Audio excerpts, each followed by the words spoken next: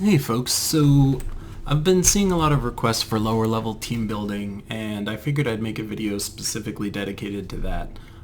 So obviously when you're first starting, you don't have all the cool troops that I generally show in my videos, so I did want to give a little airtime to some starting teams, some troops that are good to use when you're first starting out. All of these teams that I'm going to feature will only have one legendary in them, so generally what you're trying to do when you're first starting out is if you get a new legendary troop, look at what it does and see if you can try and build a team around it specifically. It will more than likely be better than everything else you have. That's not always the case, but more often than not, if you're getting a legendary troop, it's probably going to be cooler than most other things you have. But first off, I wanted to point out these people. So if you ever get a chance to run into any of these, if you're sorting by converting gems, base rarity, and power, that's going to give you this list. So all of these people are people that can just start casting right away. And all of these people are creating mana gems of some kind. These guys are creating skulls right away. This guy's doing brown, purple, red, blue, yellow, yellow.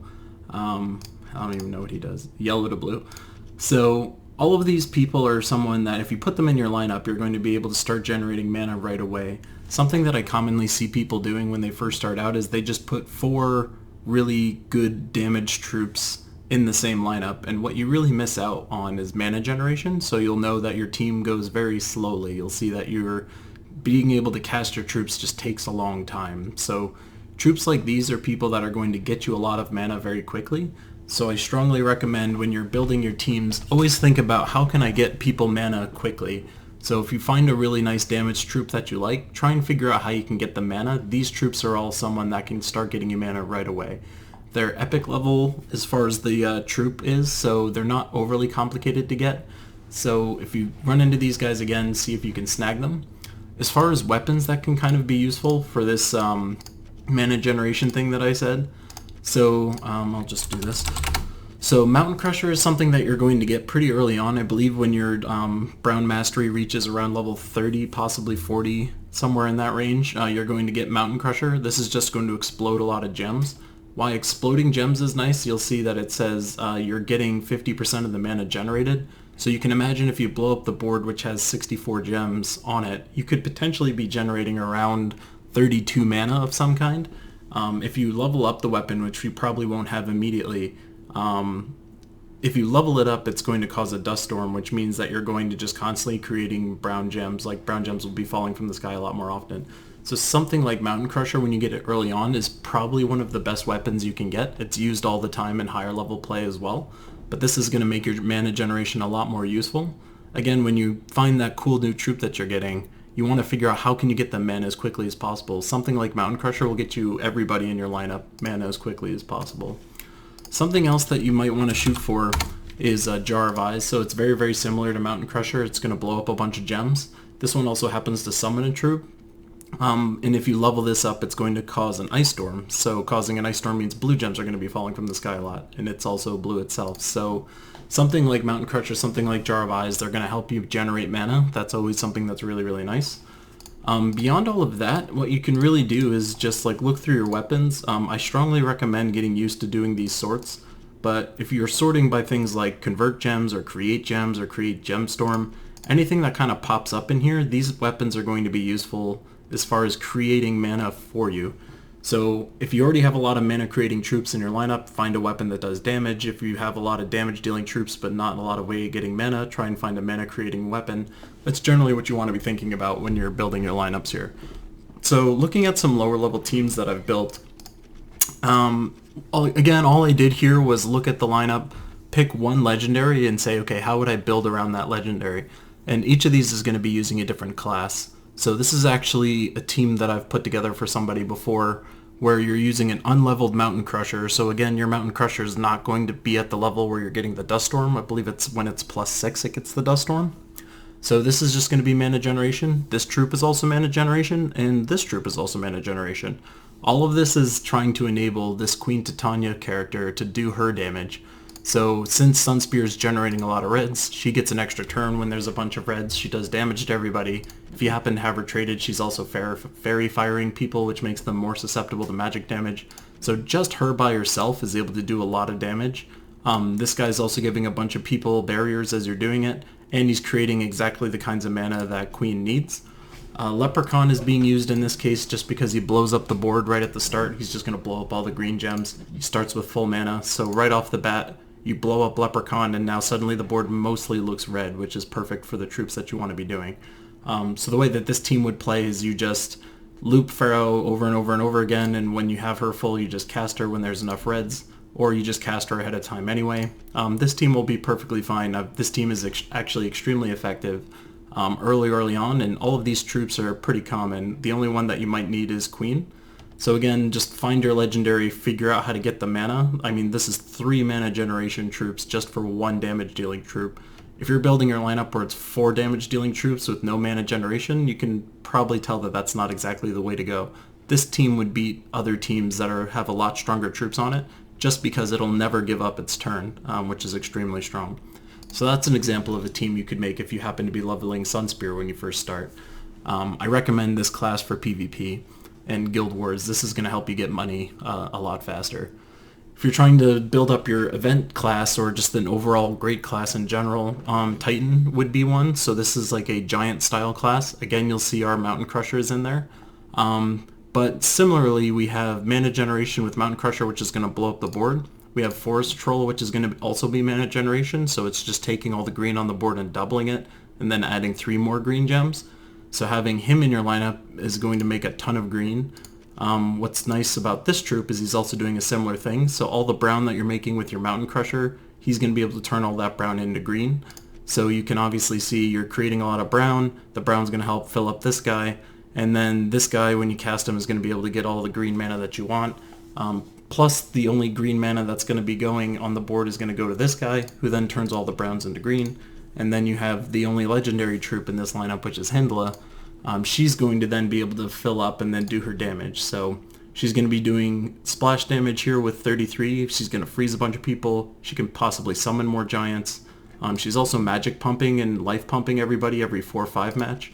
With a lineup like this, you have 3 troops that are doing mana generation. You have this guy who's doing damage to 2 people, you have her who's doing damage to 3 people, and the mana just keeps on flowing with a team like this. So again, this is really what you want to be thinking about. If I just got Hyndla Frostcrown, how can I get her mana as quickly as possible? I'm going to get mana for her from this guy, but then the mana really starts chugging once you get these 2 going. It's just going to be constantly flipping the board between green and brown, green and brown, green and brown, and all these people are going to get full. So a team like this will also do a ton of damage, also be extremely effective early on. These troops are all fairly accessible early on, so you don't have to worry too hard about that. So if you get a legendary, again, build around them, and you'll have some success. Looking at Warlord, so when you're a Warlord, when you first start the game, it'll default you to Warlord. So you'll see, again, there's Mountain Crusher here. It's a very common theme. So this is going to help you get some mana. Thrall is actually a really cool troop early on in the game. He takes very, very little mana to actually fill, and he's getting bonus purple mana if you get him all the way traded. But what he's doing is he's destroying a bunch of gems, and destroy, you're getting the full effect of those gems. So if you cast Thrall just once, you're going to get a lot of mana from that. So that's someone who can really help accelerate your lineup. If you cast Mountain Crusher once and you cast Thrall once, it'd be very hard to say that these people below them wouldn't get full. Since Warlord is kind of like a damage-oriented class as far as skull damage goes, the legendary that I chose to build this around would be Wrath. So someone like Wrath is creating a bunch of skulls from yellows, and he's transforming blues to browns. So you're creating a lot of brown mana, which helps your Mountain Crusher, which helps Wrath himself, and also helps this guy Raksha. And then you're creating a bunch of skulls with Enrage.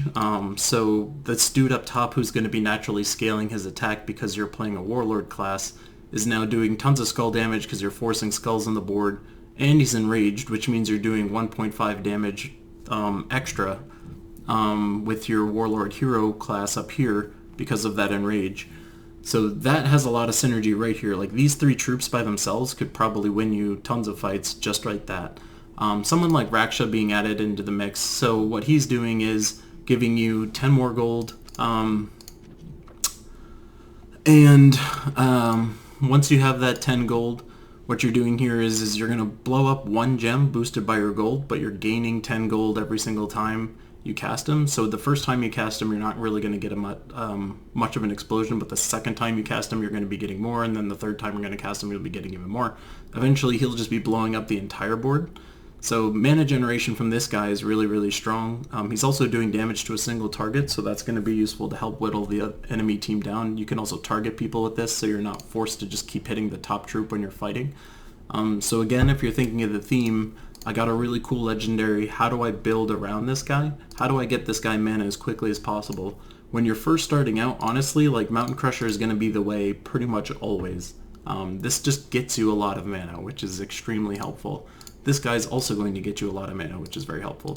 This guy's also getting you a lot of mana, which is extremely helpful. And he happens to do damage on top of it, which is great. And then every single time you can cast Wrath when you have the gems lining up the way you want, you'll be doing a ton of damage. So this is really how you're trying to, again, think of your team building. You don't have to have 4 massive troops dealing tons of damage. You just need a lot of mana generation and then somebody who's doing a lot of damage.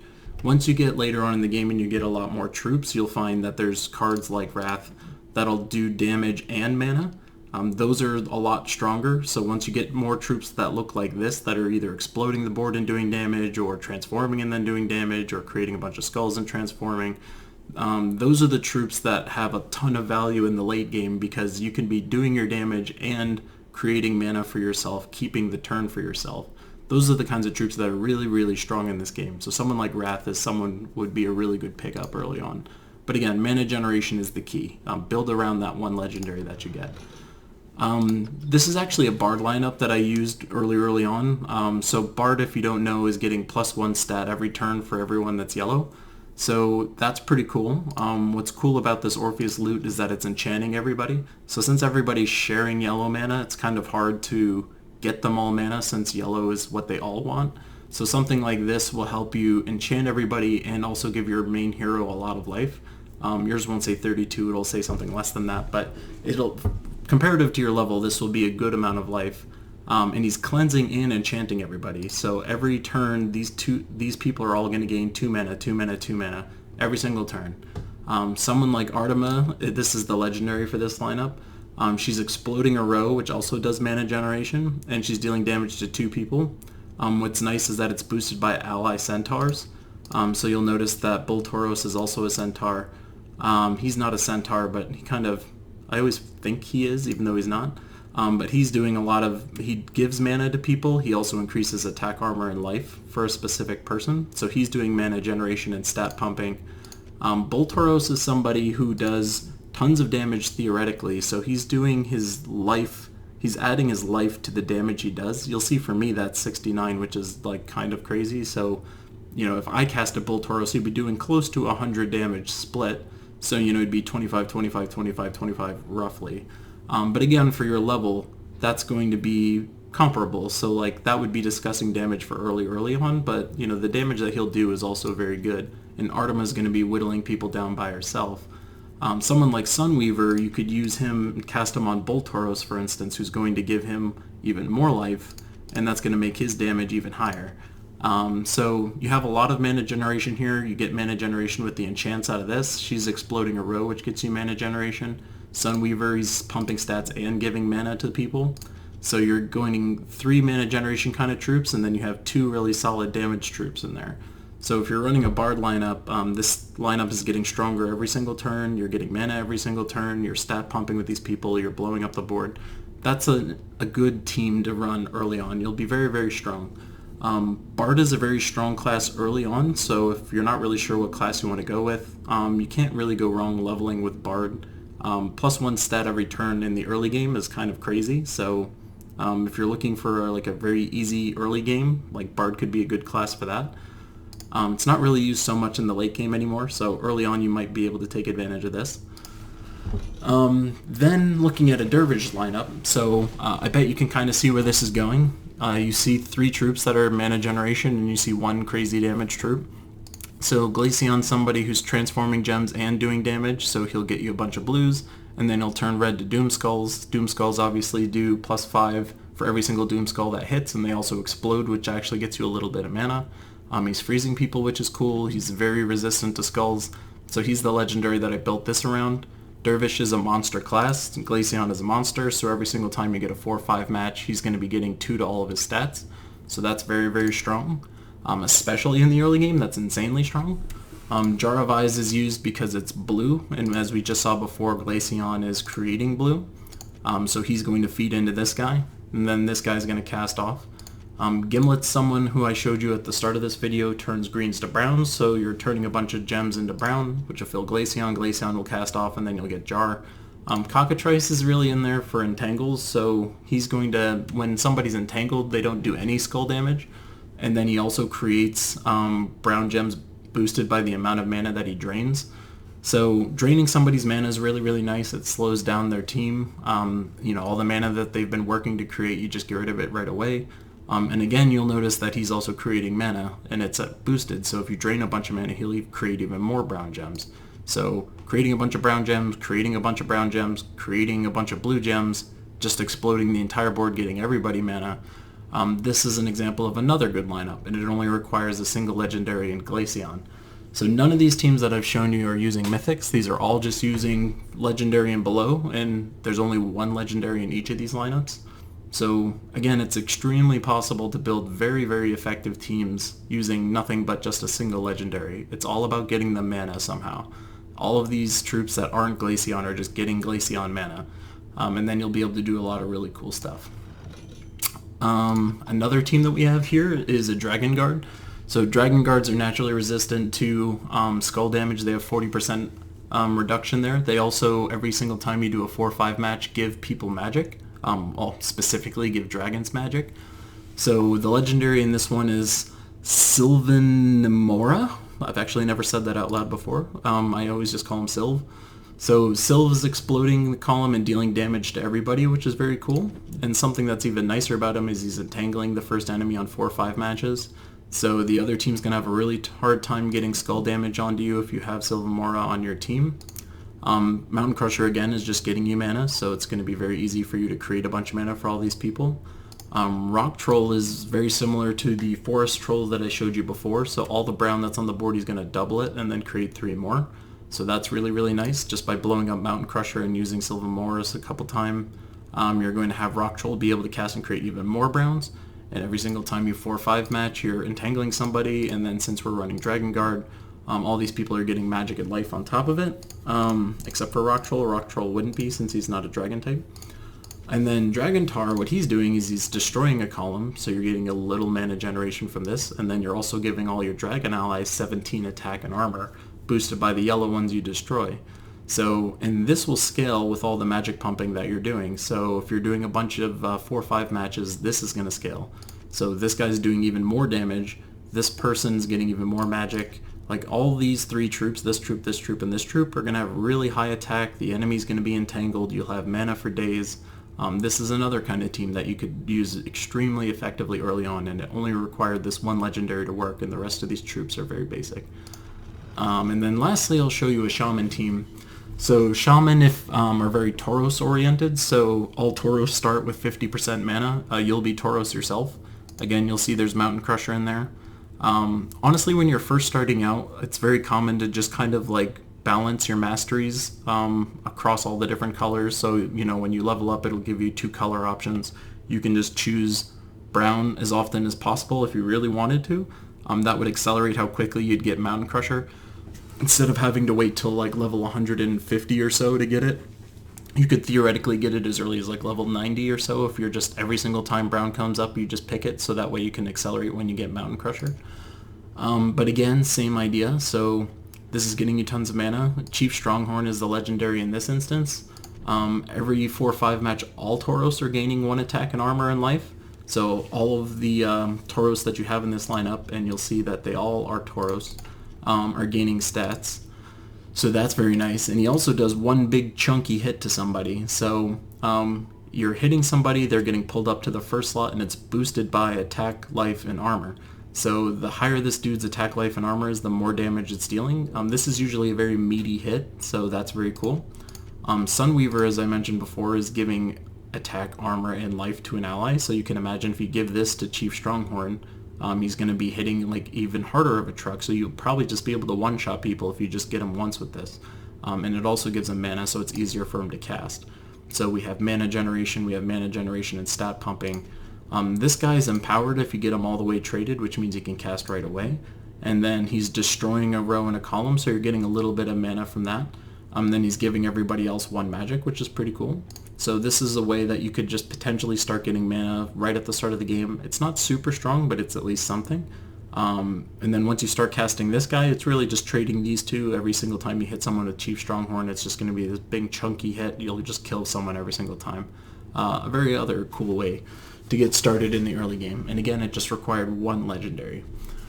So regardless of what class you pick, you're really going to be able to build a lineup around them that just works. All of the classes that are in the game start as a different kind of troop type. So Frost Mage, for instance, is a Fey type. So if you get a Fey troop that synergizes with other Fey, maybe you want to build a Frost Mage lineup to work best with that legendary. Dragon Guard, again, is a dragon. This guy's a monster. All of these classes, again, have some kind of troop type that might synergize with whatever that legendary is that you got. So do a little digging to figure out which class might work best with that troop, and just build a lineup around that troop. Like, even if you're not going to use that class forever, in the early game, just getting games through as quickly as possible is going to be extremely effective. Then you can start to worry about the classes that really, really matter.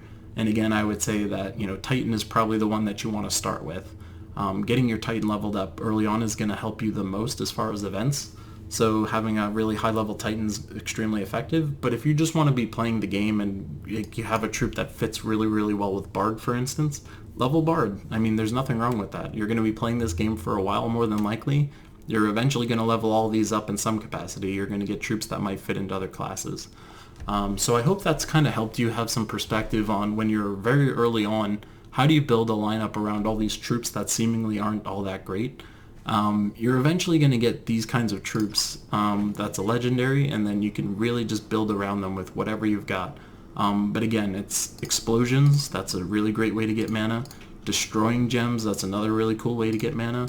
A weapon like Mountain Crusher is another way to get mana. That's extremely effective. Teams like these will just help you win that much faster. So I hope that kind of helped you understand what low-level team building is all about. Don't focus so much on just getting your coolest troops in one single lineup. Think about how you get the 1 or 2 cool troops that you have as much mana as possible, as constantly as possible. That's really going to be what you want to worry about. The last thing I'll mention is this concept of mana blocking. So the reason this lineup is set up in this order is exactly because you don't want people to be blocking mana from somebody else. So if I had Pharos up here, for instance, now my Mountain Crusher requires Pharos to get full first before Mountain Crusher actually can be cast. So the reason you put him above him is that I want him full first because he's going to blow up the board and get me a bunch of mana. If I put it in this order, if I start casting Pharaoh early, he's turning a bunch of gems into purples and reds. So you can imagine if I'm turning a bunch of stuff into purple and red, he might start looping himself because he takes red, but now there's basically no browns on the board at all. And this guy's just sitting there waiting for his browns. So it makes a lot more sense to put him up here. Any browns that happen to be matched ahead of time is going to go to this guy, which is just going to help you explode the board and get more mana. It makes a lot more sense that Pharaoh, when he casts, if he's looping red gems, he's not going to be blocking the brown from this guy, and he's going to be looping himself with the red gems that are there. And the purples that he's making are starting to go down here. And if he's full, then both the red and the purple will go down here. Leprechaun's really here just because he's instant. Since he can start the battle with full mana, you'll just pop him and then you'll explode a bunch of gems. He's the only person that takes green, so you don't have to worry about really where he's placed in here. But you definitely want to prioritize the purple mana to Queen Titania first. So putting Leprechaun at the bottom makes a lot of sense. So mana blocking is something you really want to think about when you're doing low-level team building as well. This team, if it was placed in an order like this, just to make it as terrible as possible, this would make no sense whatsoever. Leprechaun would cast, and then all the purples that are coming down are just going right back into Leprechaun, which is blocking Queen Titania. Pharaoh is really catching all the browns and reds. Like, this would just not make any sense as well. Like, you'd cast Queen Titania, but now you're not getting really any benefit out of Pharaoh. So you really want to be thinking about, like, what is the order in which I want people to be getting mana? Like, how do I want my game to play? That's the way you got to be building these kinds of lineups. So always take into consideration like who's going to get mana first and what makes the most sense for my lineup. That's really going to change your team from being like really bad to potentially being very good. So again, I hope that helped. This is a low-level team building guide. I'll be making other kinds of low-level considerations for my class guides going forward, but I did want to give you guys a specialized focus on low-level team building if you're just starting out, whether that's on the Switch or you just picked it up on the other platforms. So thanks again for tuning in. This is Keylime signing off. See you guys.